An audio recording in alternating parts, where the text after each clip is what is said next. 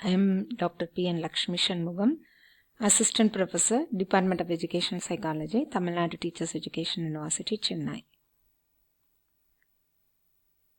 Let us see about the topic types of research. After completing the module, the prospective teachers are able to understand different types of research, differentiate qualitative research from quantitative research, analyze the problem and identify appropriate type of research, develop the skill of doing research based on the research types, develop the attitude to gather information for solving the problem. A research can be classified from three perspectives: the application of the research study, the objectives in undertaking the research, and the type of information sought. These three classifications are not mutually exclusive. That is, a research study can be classified from the viewpoint of application, can also be classified from the perspectives of objectives and type of information sought. For example, a research project may be classified as pure or applied research from the perspective of application, as a descriptive, correlational, explanatory or exploratory from the perspective of objectives, and as qualitative and quantitative from the perspective of the type of information sought. Types of research: application, objectives, types of information sought, pure research, applied research. Based on the objectives: descriptive research, exploratory research, correlational research, and explanatory research. Types of information: quantitative and qualitative. Application.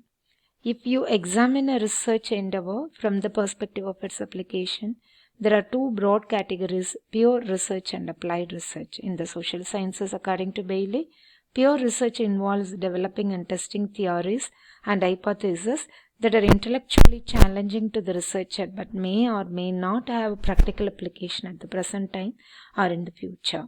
Thus, such work often involves the testing of hypotheses containing various abstract and specific concepts. Pure research, it is also concerned with the development, examination, verification, and refinement of research methods, procedures, techniques, and tools that from the body of research methodology.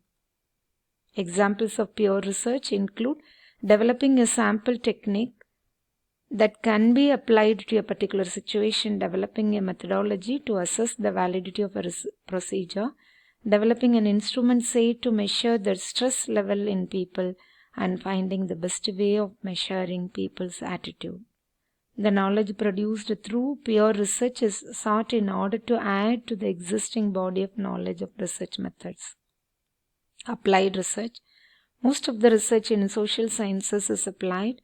In other words, the research techniques, procedures, and methods that form the body of various research methodology are applied to the collection of information about various aspects of a situation, issue, problem, or phenomenon, so that information gathered can be used in other ways, such as for policy formulation, administration, and the enhancement of understanding of a phenomenon. Based on objectives, if you examine a research study from the perspective of its objective, broadly, a research endeavor can be classified as descriptive, correlational, explanatory, or exploratory. Descriptive research. A study classified as descriptive research attempts to describe systematically a situation, problem, phenomenon, service, or program, or provides information about, say, living conditions of a community, or describes attitude towards an issue. For example, it may attempt to describe the types of service provided by an organization. These are the other examples. Correlational research. The main emphasis in a correlational research study is to discover or establish the existence of a relationship, association, interdependence between two or more aspects of a situation. What is the impact of an advertising campaign on the sale of a product? These are the other examples. Explanatory research. Explanatory research attempts to clarify why and how there is a relationship between two aspects of a situation or phenomenon. This type of research attempts to explain, for example, why stressful living results in heart attacks, why a decline in mortality is followed by fertility decline. These are other examples. Exploratory research. The fourth type of research from the viewpoint of the objectives of a study is called exploratory research. This is carried out to investigate the possibilities of undertaking a particular research study. This types of research study is also called a feasibility study or a pilot study. It is usually carried out when a researcher wants to explore areas about which she or he has little or no knowledge. A small-scale study is undertaken to decide if it is carrying out a detailed investigation. On the basis of the assessment made during the exploratory study, a full study may eventuate. Exploratory studies are also conducted to develop, refine, or test measurement tools and procedures. Type of information sought. The third perspective in our typology of research is the type of information sought through research activity. From this perspective, research can be classified as qualitative or quantitative. The quantitative or qualitative classification is dependent on three criteria: the purpose of the study, how the variables are measured, and how the information is analyzed. Qualitative research. Qualitative research, the study is classified as qualitative if the purpose is to describe a situation, phenomenon, problem, or event. The information is gathered through the use of variables measured on nominal and ordinal scales. If analysis is done to establish the variation in the situation, phenomenon, or problem without quantifying it, the description of an observed situation, the historical enumeration of events, an account of the different opinions people have about an issue, and a description of the living conditions of a community are examples of qualitative research. Then quantitative research. If you want to quantify the variation in a phenomenon, situation, problem, or issue, if information is gathered using predominantly qualitative variables and the analysis is gathered to ascertain the magnitude of the variation, the study is classified as a quantitative study. These are the examples. The use of statistics is not an integral part of a quantitative study. The main function of statistics is to act as a test to confirm or contradict the conclusions that you have drawn on the basis of your understanding of analyzed data. Statistics, among other things, help you to quantify the magnitude of an association or relationship, provide an indication of the confidence you can place in your findings, and help you to isolate the effect of different variables. It is strongly recommended that you do not lock yourself into becoming either solely a qualitative researcher. It is true that there are disciplines that lend themselves predominantly either to qualitative or to quantitative research. Example, disciplines like anthropology, history, and sociology are more inclined towards qualitative research. These are the examples.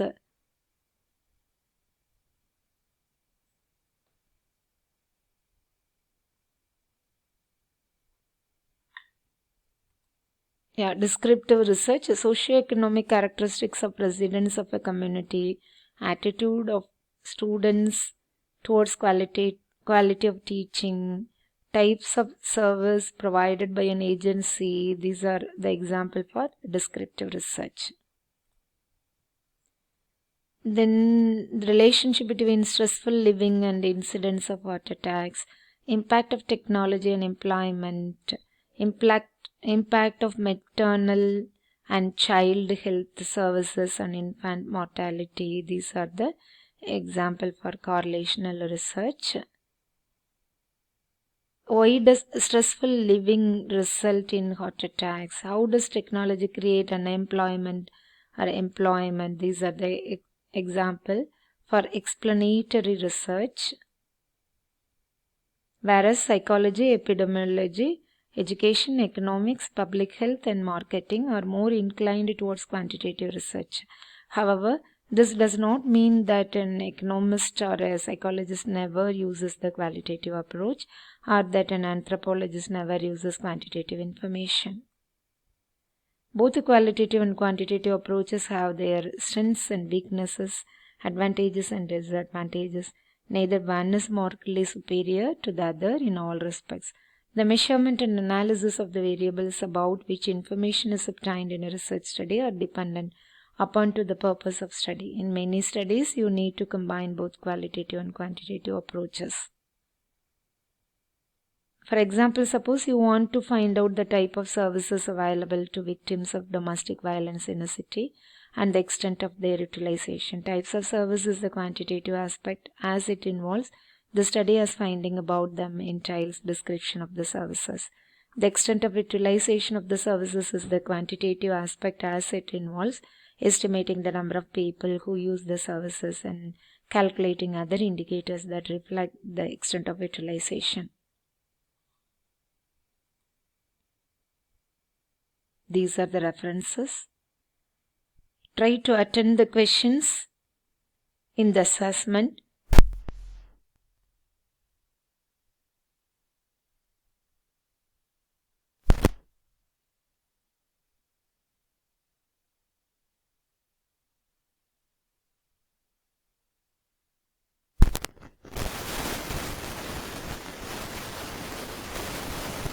DAS research attempts to clarify why and how there is a relationship between two aspects of a phenomenon.